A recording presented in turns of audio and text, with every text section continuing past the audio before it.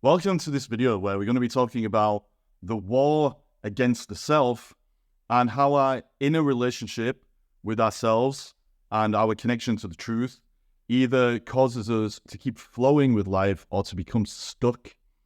What I'm ultimately going to talk about in this video is some of the uncomfortable truths about why we do become stuck because of that inner friction and fragmentation that causes us to be split from who we really are. When we become split from ourselves at the most fundamental level, then we end up having all kinds of crazy symptoms that cause us to become stuck. The main problem, though, is that we identify with those symptoms, and by identifying with them, we just exacerbate the problem and make it worse. Because we're dealing with identity, there is a chance that this video is going to piss some people off. That is not my intention. I'm coming from a place of love and ultimately just trying to help people to get moving again. I have truly found and truly believe that is why we are here, to keep evolving, to keep flowing, and to keep moving towards wholeness, i.e. a sense of connection to ourselves, the world, and reality. If we're not moving with that natural drive towards wholeness, then there is almost always some mental conceptual thing that we are identifying with that is causing us to hesitate and hold back when we don't need to. So I want to go over some of those symptoms in this video so that if you are dealing with this problem, you can clear the path, start moving again, and find your real life. As with almost everything in the human condition, understanding this little problem of being stuck ultimately comes down to understanding the shadow dance. That's what I call it. And that is ultimately, if you haven't heard me talk about this before, just the dance between the ego and the shadow. The ego is basically the fragmented conceptual version of ourselves that we have created as an image in response to whatever we've been through in the past. And it's a reaction to the shame, guilt, and trauma that we have ultimately not been able to face yet. The shadow is all of the things that we have disowned and hidden or sent into exile because of that aforementioned shame, guilt, and trauma. The shadow and the ego are constantly kind of battling for dominance in our lives. Most of us cling to the ego because it comes with the illusion of control, the illusion of stasis, i.e. things staying the same and not moving, when actually life is always moving. So you can see there's an inherent contradiction right there between the way that we relate to ourselves and life itself, and the illusion of separation and independence and all that kind of stuff. The shadow is actually much more real. It's all of the real things that we've kind of sent into hiding because the world and ourselves are not actually ready to face them yet. If we become stuck, it's almost always because we're clinging to the ego version of ourselves and we're not allowing the shadow to move and resurface in the way that it needs to so we can become integrated. When we block the shadow from re-emerging, we just end up creating a barrier for ourselves between ourselves and life, so we can't move in the direction that we need to. And all of the symptoms that we're about to talk about ultimately come back to that. The idea that we have identified with the illusion of control, the illusion of order, the illusion of stasis, instead of the reality of chaos and growth and flow and the real version of who we are when we put ourselves in that actual real context, which is just flowing with the truth as we uncover it, the truth, and then live and breathe it. So if you have any of these symptoms that we're about to discuss, then there's a very high chance that at some level you are blocking yourself from facing yourself and some of that shadow stuff that is bubbling away beneath the surface, trying to get your attention. The way to become unstuck is to figure out exactly what that might be and then give it a direction to move in by figuring out some kind of a vision for yourself that involves these qualities or these skills or these goals or these intentions or these emotions or whatever it is that is down there waiting to come up to the light of consciousness. The key ingredient or the thing that unifies all of these symptoms is that they're treating changeable things as static. Ultimately, they've all fallen for the illusion of stasis, or they're a case of treating the fragments as the whole. That is basically the biggest mistake that human beings can make, taking a little trivial thing ultimately, but then treating it as the whole of life itself, identifying with it as though it encompasses everything about us, or that it's an obstacle that stops everything moving in the way that it needs to. It's all about that. You're either moving with life because life is always moving, or you've created some conceptual idea that is causing you to stop moving in the way that you need to. And it's all about removing those conceptual blocks so you can experience yourself and you can experience life, and then you can feel good because you're going to be flowing instead of forcing and resisting. So let's go on to the symptoms. If you've got any of these, then ultimately what you need to do is raise awareness of yourself, accept yourself, and then take action. So the first of these symptoms that keeps us attached to the ego, keeping the shadow at bay, is that we treat the fragments as the whole, or another way of saying it is we treat the impermanent as permanent. The most common example of this is our emotions. Emotions, as the saying goes, are emotion, energy in motion. They're supposed to keep flowing, they're supposed to keep moving, and as long as you don't block them from doing that, they will eventually pass and you will learn whatever it is that you need to learn from them. The problem is that when we're trying to keep the shadow at bay, well, we don't want anything to be moving, because if things do keep moving, then inevitably the shadow is going to surface. And if we're not ready to face it, because we know that that's going to cause the ego to dissolve or to change form, and we don't want it to, well, that's going to cause us some problems. So in that case, if we've fallen into that trap, we don't treat emotions as being temporary, impermanent things. Instead, we fall into the trap of identifying with them and treating them as permanent things that define us as a person. We label ourselves with the emotions. So we don't just have anger, we are anger. I am angry. We don't just feel depressed and then it's going to move on, or we feel sad or we feel happy or whatever it is. We become that emotion. We identify with it. And then, of course, by identifying with it, we don't allow it to pass. And so we just become more and more entrenched in the ego and the illusion of stasis, and we stop that natural flow, and then we wonder why we're stuck. And so the solution is to not identify with the emotions, is to step back from them, to feel them. It's very important to feel them. I'm not one of these people who says, like, don't feel what you're feeling. All emotions need to be felt. That's the only way you're going to get rid of them. But if you identify with them, or you put them on a pedestal, or you treat the fragment as the whole, then you're just going to end up being stuck and causing problems for yourself. The second symptom of the little shadow dance, and a sign that the ego is winning, is that you don't want to accept and embrace the power of choice. Ultimately, we're all responsible for our own lives. We can make choices, and those choices, if we step up and take them, can actually really empower us to keep moving in a direction that we want to move in. The problem is that if we accept this fact that we do have the power of choice and that our current situation sucks, which is one of the reasons that we become stuck, then we don't actually want to accept and embrace the power of choice, because that means that we have to accept that the choices we already made led to this situation where we're currently stuck.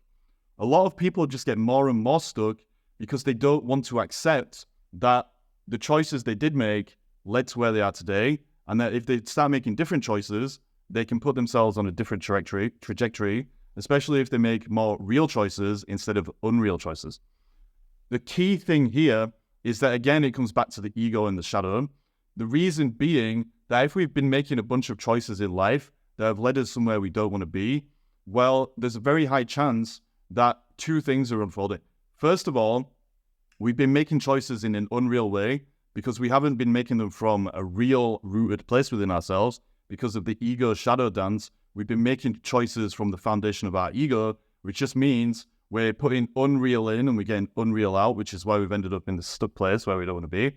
But the second thing is we need to forgive ourselves. And if you forgive yourself for all of the bad choices that you might have made in the past, not that they're necessarily bad, they were probably the only choices you could have made given what you knew and what you'd been through and all that stuff. But anyway, if you have made bad choices in the past, then you need to forgive yourself so that you can actually face the shadow stuff that caused you to make them in the first place, or your resistance to the shadow stuff that made you make them in the first place, so that you can unblock that energy and start moving again. If you don't forgive yourself for the choices that you've made in the past, then you're going to become stuck because you're not going to be accepting yourself and who you are. And if you don't accept yourself and who you are, well, you're just going to end up creating that little box for yourself to live in, so you don't have to face all of those emotions. And so the second symptom is just that, not embracing the fact that you can make choices because you haven't owned the choices you've already made.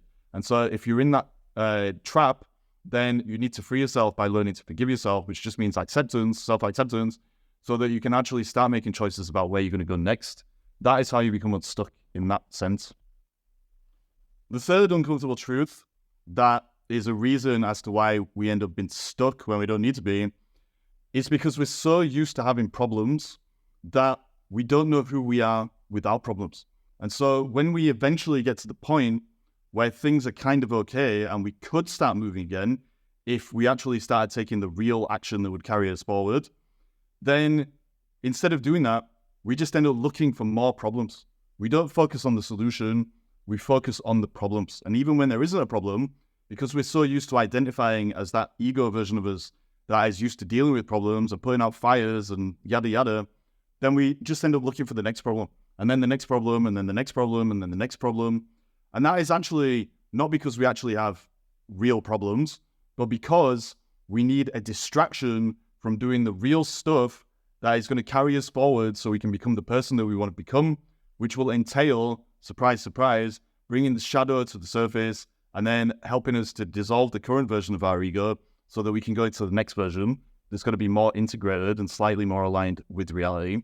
And so if you're one of these people who feels strange, let's say, doesn't feel like yourself when you don't have a problem, and so you just end up looking for more problems, well, actually, there is a very high chance that that is just your old automatic way of reacting to life based on whatever you've been through. But if you can step away from it and you can learn to just focus on the foundation of truth that already exists in your life, then you can start taking actions that are going to move you away from all of these problems, because you're going to bring the real you to the surface, i.e. the shadow self to the surface, and you're going to be flowing with life instead of creating problems that don't need to exist. Another really common symptom of being stuck in this way, i.e. locked in the shadow dance, is that you might actually go out and talk to your friends or even hire a professional like a coach or a therapist or whatever. You reach out for guidance and it looks like you're trying to become unstuck, but actually you don't take on board any of the insight, or you don't actually want to move forward because you really just want to use those relationships and the conversations that you're having to reinforce all of the bullshit basically that is holding you back from moving forward in the way that you say you want to. A really common way that this shows up is called the yeah but game. This is from transactional analysis, and it's just basically a social interaction where one person claims to have a problem and they want to do something about it, so they go on about it, somebody asks for some advice, the other person offers a solution, but every solution that is offered is just met with yeah but I can't do this because XYZ, yeah but I can't do that because blah blah blah. And it's all about just reinforcing the idea that the ego and the illusion of stasis is the truth, even though at some level they probably do know that it isn't, but they're so attached to it and they need it so they can feel comfortable and avoid that shadow self coming up to the surface, that they constantly have to say yeah but and deflect things so that they can feel like they're actually validated and they're validating their own BS basically. If you find yourself doing that, yeah but, constantly getting in conversations with people about how you can improve your life, but never actually changing anything or moving forward, then again, there's a very, very high chance that the main reason you're stuck is because you want your ego to be true rather than something that is holding you back from becoming who you already are. Another really, really common thing that happens when we're stuck is that we may have flashes of insight. Like there'll be moments where we're stuck, but we'll have some kind of an epiphany or some realization about how things actually are and what we can actually do to start moving forward. That's awesome. But then what happens is, instead of actually using that epiphany to move forward, our emotional stuff kicks in and our expectations about how we think life should be kick in. And instead of moving with it and embracing it, we just sulk. Now, that sounds maybe a bit unfair or a bit dramatic, but literally, this is a very common thing that I've seen people do. They realize that reality works in a certain way, Take the law of cause and effect, for example. If you want to achieve literally anything in your life, you have to use the law of cause and effect. So you're here, you want to be here. Well, this is the effect, and the journey there is just cause and effect. That's how things work in the deterministic universe that we found ourselves in. If you understand that, then you can actually work with it. But a lot of people, when they realize these fundamental truths, they become aware of it, they do get the insight, but then they start to think about how unfair it is. They don't think it's fair that they have to do the work. They don't think it's fair that we're responsible for our lives. They don't think it's fair that we can make choices. They don't think it's fair that the same universal laws apply to everybody, and in a strange kind of way, that means that life is kind of meaningless because the universe doesn't really care about us, and so we're all alone in the world and we're all just going to die. It doesn't matter if you think it's fair or not. Like, embracing that stuff and working with it is how you are going to move forward. But actually, a lot of the time, people have kind of inner child stuff going on, which just means that there's a part of them that still wants life to be like it was when they were younger, where all of their needs are just ultimately met by their parents or the universe or some force that is bigger than them. And anytime they get reminded that actually it's about them taking responsibility for themselves and making those choices and using these universal laws like cause and effect and stuff to move through life, well, they start sulking because they think it's not fair. And so if you keep finding yourself saying that, it's not fair, this is not fair, that's not fair, and you're stuck, well, actually, it's a very good sign that you need to actually accept reality rather than resisting it or distorting it. And again, resistance and distortion always come back to the same thing, ego. If you find yourself saying that life is not fair, when actually what you're just talking about is the way that life is, well, it's beyond fair and unfair. It just is what it is. And the way forward is to accept it so you can move with it, dissolve that ego, or at least reconfigure it and go to the next level, and the shadow is going to come to the surface. The final symptom that I want to talk about in this video is that when we're locked in the shadow dance and we're overly attached to the ego, we're blocking that natural flow, then we're going to experience a lot of emotional turbulence. We're going to have a lot of highs and a lot of lows.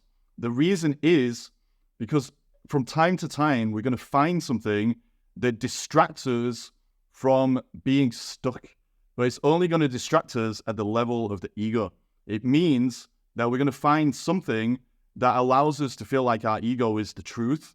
And so for that short period, while it lasts, we're actually going to feel amazing. And it's normally because we'll find some short-term distraction that usually or often becomes an addiction, which is a whole other video. And while we're distracting ourselves, well, we feel like everything's working out and all of the things that we're telling ourselves at the level of the ego are the truth. This is when, for example, we might find one thing that we think is a panacea for all of the problems in our lives. It could literally be anything. It might be your business. It might be a relationship. It might be like literally drugs or whatever it is. You'll find something that you can put your energy into, and it's going to alleviate that tension. It's going to take away the tension of that inner disconnection and blocking the shadow from resurfacing. Whilst that tension has been released, it will feel amazing. But unfortunately, it's a case of what goes up must come down. And eventually, because you're only really rearranging the furniture on the Titanic while it sinks, reality is going to come crashing back in. And when it does, you're going to go from up here, from the temporary high of whatever it is that you were chasing and dealing with, crashing back down to reality and losing the illusions that were ultimately keeping you in that ego place.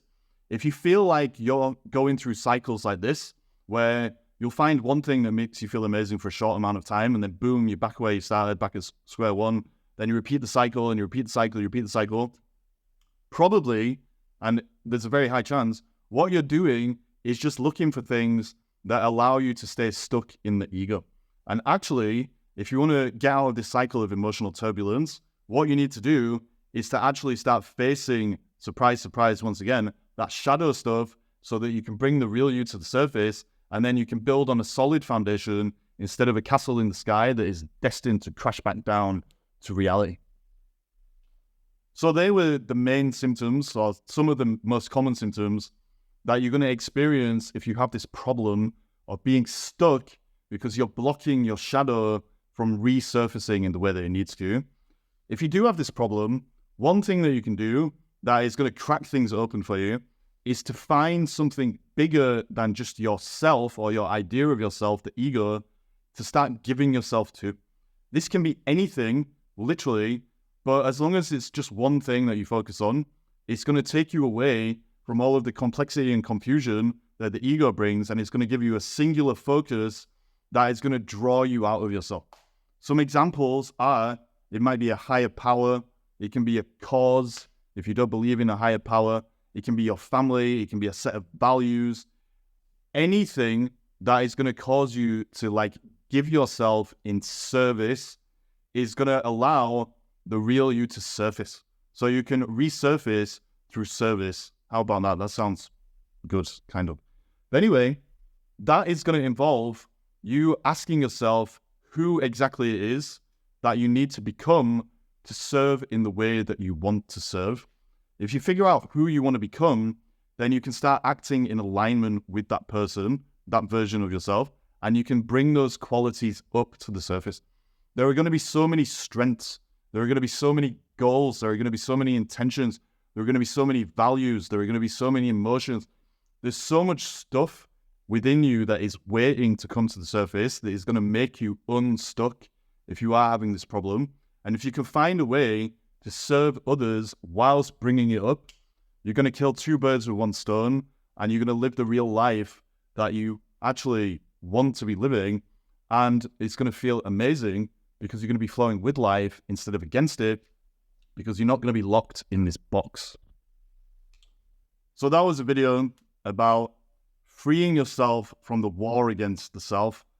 That's just a dramatic way of saying freeing yourself from blocking yourself at this level of the ego and the shadow and the dance that they're constantly engaged in. We all need an ego because it helps us to survive. But if you become stuck, then you become overly attached to a specific version of yourself, probably one that you don't even want to be that attached to if you have noticed that you become stuck in the first place. The way forward is to stop treating the fragments as the whole, to detach from all of these different symptoms that we talked about, and to realize that those symptoms are not you. They're a byproduct of a fundamental disconnection from yourself and the natural flow and drive towards wholeness that is always trying to express itself from within you. If you can understand that, you can free yourself, you can start moving again, and there will be no war against the self. You're going to feel a sense of peace, because the peace of realness is ultimately what happens when you uncover the truth and you live the truth. So that was a video. I just realized every time I slap my leg, it sounds like I'm not wearing any underwear or any pants. I'm wearing shorts. I don't know if it just ruined the whole video by saying that. But anyway, that was a video, and I hope it helped you. If you are stuck, you can become unstuck by basically facing the reality of yourself, the world, and reality. If anyone wants to talk about this stuff, you can book a call on my website, ollyanderson.co.uk/talk.